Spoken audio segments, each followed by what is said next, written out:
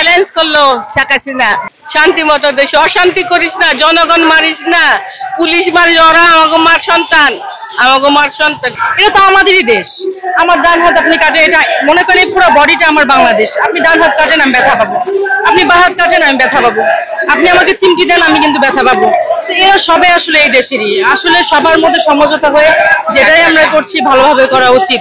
যে উনি তো আমাদের সাবেক প্রধানমন্ত্রী ছিল, তো দেশের জন্য যা করছিল এটা আসলে কিছুটা ভালো ছিল, কিছুটা খারাপ ছিল। আচ্ছা, আমরা আপনার কাছে একটু জানতে চাইবো, গতকাল রাতে শেখ হাসিনার বক্তব্যকে কেন্দ্র করে ধানমন্ডি 32-এ ভাঙচুর এবং লুটপাট, এই বিষয়টিকে আপনি সমর্থন করছেন কিনা বা বিষয়টি আপনি কিভাবে দেখছেন?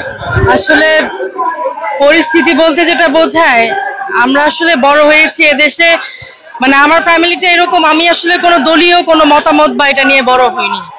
আসলে আমার কাছে যেটা মনে হয়, যিনি আমার নিরাপত্তা দিবেন, আমি বাইরে বেরোবো, আমার কাছে ইনসিকিউর মনে হবে, পেট ভরে ভাত খেতে পারবো, রিক্সায় চড়ে আনন্দে ঘুরতে পারবো, আমি আমার ধর্মীয় যে কাজ সেগুলো ঠিক মতো করতে পারবো। অলমোস্ট হচ্ছে আমাকে নাগরিকত্বের জন্য যে সিকিউরিটি দিতে পারবে সেই আসলে ভালো সরকার।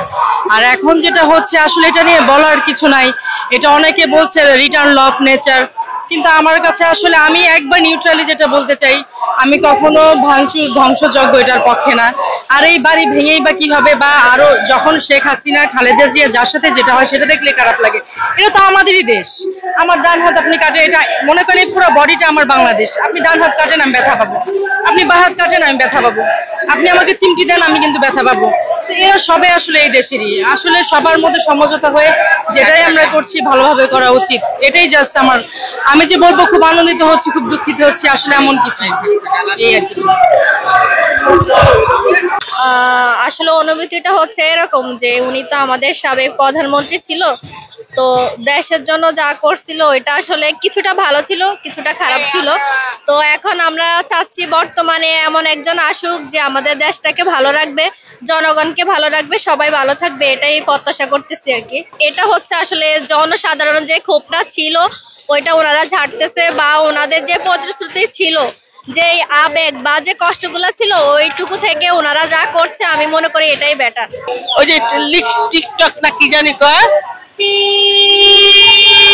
এমনি করে চ্যালেঞ্জ করলো শেখ হাসিনা, আর কি কি বলতে নাতি পুতি জ্বালা শোনা যায় না, আজকে শুনুন চ্যালেঞ্জ করছে, চ্যালেঞ্জ শেখ হাসিনা। দেশটা খালি অশান্তির মধ্যে ফেলে, দেশটা খালি অশান্তির মধ্যে ফেলে। কোথায় আমরা যাবো? কত পুলিশ মারা গেল, কত জনগণ মারা গেল, কত ছাত্র মারা গেল, আমরা কোথায় যাবো? কার কাছে আমরা ভিক্ষে চাবো যে আমাদের নিরাপত্তা দাও, আমাদের নিরাপত্তা দাও? আমরা তো নিরাপত্তা পাই না। দেশের মধ্যে এইভাবে হইলে দেশের মানুষ কই যাইব?